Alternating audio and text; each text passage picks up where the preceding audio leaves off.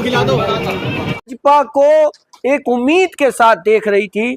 ये परिवर्तन सिर्फ टीएमसी के गुंडों, उनकी नीतियों और उन्होंने जो अराजकता, उन्होंने जिस कदर शोषण किया है संदेशखाली विधानसभा में, जहां सबसे ज्यादा चर्चित विधानसभा रही, वहां बहनों के साथ जो शब्द भी नहीं है मेरे पास वो शब्द बोलने के लिए कि जिस तरीके से उन्होंने उन बहनों के मान सम्मान को रौंदा। वहां पर एक गुंडा था जो आज भी जेल में है, वो टीवी आपको पूर्ण रूप से दिखा भी नहीं पाया। वहां पर बहुत ज्यादा बदहाली, मान सम्मान बहनों का रौंदा जाता था, उनके पतियों के सामने, उनके बेटों के सामने, उनके भाइयों के सामने। एक माँ के 2 बच्चे उसके सामने मार दिए। हमारी वहां संदेशखाली की जिले की टीम की बहन पद्मा मंडल, उसका पति, उसका देवर, उसकी हत्या कर दी। किसी ने झंडा लगा लिया भाजपा का, उसकी हत्या कर दी गई। ये चीजें टीवी पे नहीं दिखाई गई। इस कदर अराजकता, इस कदर गुंडई हमने सिर्फ टीवियों पे जो सुना था उससे कहीं ज्यादा हमने वहां पर देखा है। ये बिल्कुल सच है। से टीम थी बंगाल के चुनाव लड़ा में, तो कैसे पार्टी को मजबूती मिलने? बिजनौर विधानसभा के चारों मंडल अध्यक्ष, मेरे महामंत्री और मेरे जो यहाँ के निष्ठावान कार्यकर्ता आदरणीय जितेंद्र राजपूत जी हमारे जिले के उपाध्यक्ष हैं, मनोज जी मंडल अध्यक्ष जी, पुष्पराज कमल जी मंडल अध्यक्ष, दीपक मंडल हमारे बंगाली समाज से आते हैं। इन सब की मेहनत की एक जैसे सेतु बनाने में गिलहरी का सहयोग था। हम सब एक गिलहरी की भूमिका में अपने संगठन के आदेशों का पालन कर रहे थे और संगठन के आदेशों का पालन करते करते जो वहाँ कमल खिला है, ये सब कार्यकर्ताओं का और संगठन का श्रेय। ये वो क्या कर रहे हैं इससे हमें कोई मतलब नहीं। बात ना करके वो मुद्दे की बात करें। बंगाल से आप जो आए इस समय जी, आप अभी कह रहे थे बंगाल को दोबारा से स्थापित करना इस समय प्रायोरिटी है सब कुछ। मैं बाहर आप लोगों की सबकी बातें सुन रहा था। एक शायद दीपक मंडल जी बता रहे थे, आप भी बता रहे थे कि वहाँ पर जो मकान थे हमने देखे, उनकी दीवारें नहीं है, ऊपर कभी खपरेल है या पन्नी डाल रखी है। ये आर्थिक बदहाली है वहाँ, या सभी के ऐसे ही मकान? नहीं, आपका बड़ा अच्छा सवाल है, मैं आपको धन्यवाद करता हूँ। ये बिजनौर की जनता को, उत्तर प्रदेश की जनता को जानना चाहिए। वहाँ पर अभी मैंने कहा गुड गवर्नेंस की वजह से लोगों ने भाजपा को वोट दिया। भाजपा की गुड गवर्नेंस देख के हमारे उत्तर प्रदेश के लॉ एंड ऑर्डर की भी वहाँ चर्चा हुई। वहाँ की टीएमसी सरकार ने जिस तरीके से वहाँ सरकार चलाई वो गुंडों, माफियों और क्लब पे चलाई। वहाँ पर अगर कोई घर बनाने जा रहा है तो उसे पहले गुंडा टैक्स देना था। इस तरह के हालात जो हम टीवी पे देख रहे हैं आप बहुत कम देख रहे हैं। आप वास्तविक स्थिति में अगर बंगाल जाएंगे तो वाकई में आपकी आत्मा चीख पड़ेगी, चीख निकल जाएगी। आप वहाँ की दुर्दशा देखेंगे तो चीख निकल जाएगी। किस कदर से टीएमसी ने जो वहाँ शासन किया वो गुंडों के दम पे, माफियों के दम पे, सिंडिकेट के दम पे किया। हर तरह का वहाँ टैक्स निर्धारित है। घर बनाने का, झोपड़ी बनाने का भी टैक्स है। अगर कोई व्यक्ति वहां पर कोई व्यापार करना चाहता है तो उसे पहले गुंडा टैक्स देना होगा। यह वहां की जो बदहाली है उसकी पूर्ण जिम्मेदार टीएमसी गवर्नमेंट थी और इसी आक्रोश में लोगों ने वहां परिवर्तन किया है। जितना सुनते नहीं, जितना आप टीवी पे देखते हैं उससे भी बहुत ज्यादा बुरी स्थिति है। हम लोग 3 नदी पार करके जब जाते थे तो नाव का किराया वहां मात्र 2 रुपए है और वो पूरी संदेशखाली विधानसभा 9 द्वीपों पर है। और उन 9 द्वीपों पर जब हम लोग उनके बीच में गए, जीत गई। आदरणीय मोदी जी की जहां भी रैली होती है, उस जिले में सबसे बड़ी रैली आदरणीय गृह मंत्री अमित शाह जी की हुई थी, तो आप उनका ऑरा एक विधानसभा से नहीं आंक सकते। आदरणीय गृह मंत्री का हिंगलगंज की सभा का फर्क संदेशखाली में पड़ा, तो हम ये नहीं कह सकते कि उस विधानसभा में रैली नहीं हुई। जब आदरणीय गृह मंत्री जी हिंगलगंज में गरज रहे थे और उन्होंने कहा था कि 4 मई दीदी गई, तो संदेशखाली में तभी परिवर्तन आना सुनिश्चित हो गया था।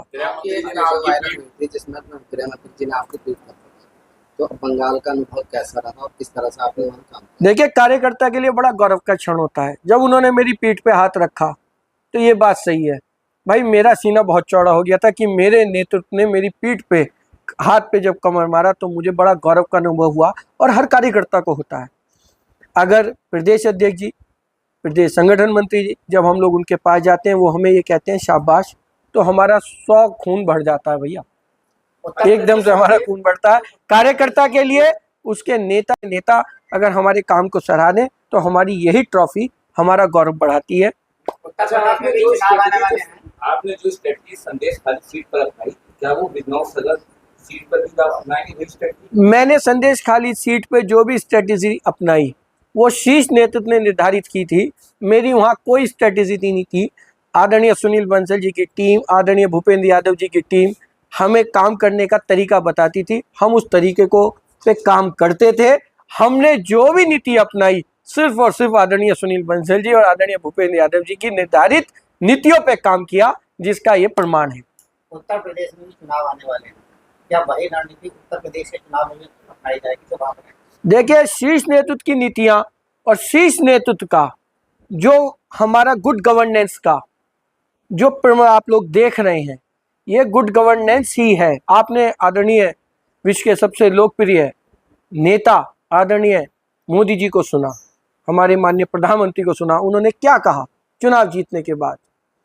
उन्होंने सिर्फ एक ही बात कही कि हमें अब बंगाल के लिए काम करना है, कौन हारा कौन जीता इसमें नहीं पड़ना, हमें कोई रिवेंजफुल पॉलिटिक्स नहीं करनी, हमें सबको साथ लेके काम करना है। और भाजपा का एक ही नारा है, सबका साथ, सबका विकास, सबका विश्वास।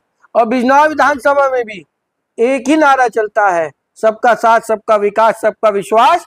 और हर नर में नारायण दिखता है, इसलिए नर सेवा नारायण सेवा सिद्धांत है। अच्छा विधायक जी, बिजनौर में एक प्रकरण चल रहा है तालिब बंधुओं का जी। उसमें आपके ऊपर ये आरोप लगा था कि आपने रॉबिन का साथ नहीं दिया उसको।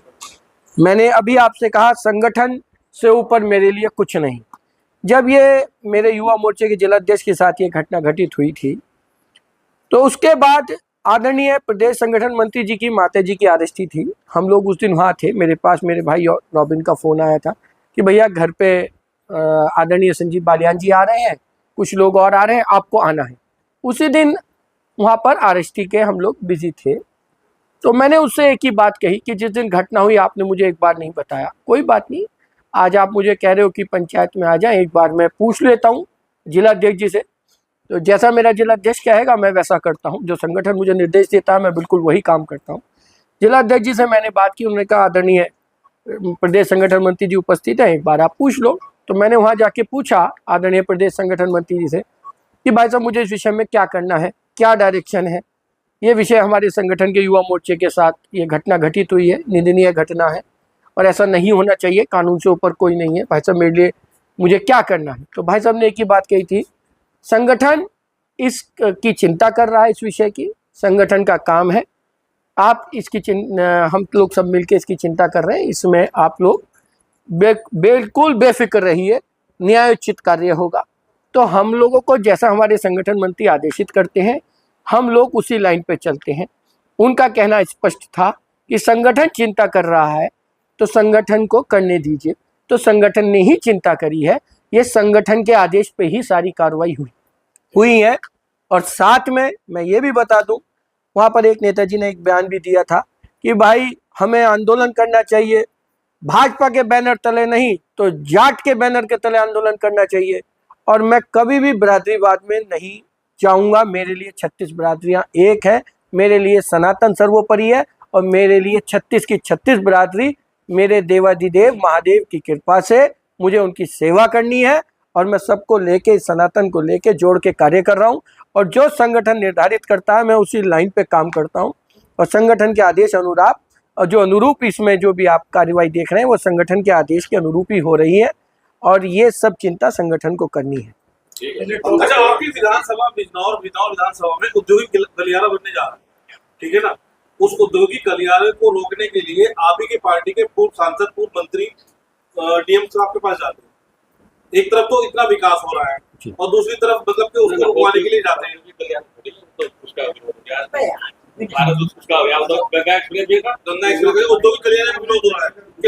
देखिए, ये उनका व्यक्तिगत मत है,